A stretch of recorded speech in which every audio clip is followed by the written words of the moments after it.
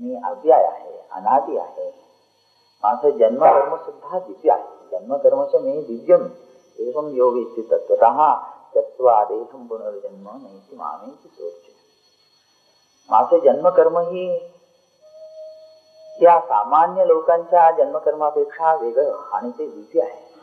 मी जन्माला आलो तरी माझं रूप रहित रूप कधीही सोडून राहत नाही. माझं ते आनंदघन स्वरूप कधीही मलिन होत नाही. पाण्याची जशी गार बनते त्याचप्रमाणे माझ्या विचित्र माया शक्तीनं माझी स्थिती ती कायम ठेवूनच मी एक आकार धरून येतो. त्या माझ्या आकारात साखरेच्या बावलीप्रमाणे सच्चिदानंद घन स्वरूपच कोंडाटलेलं असतं.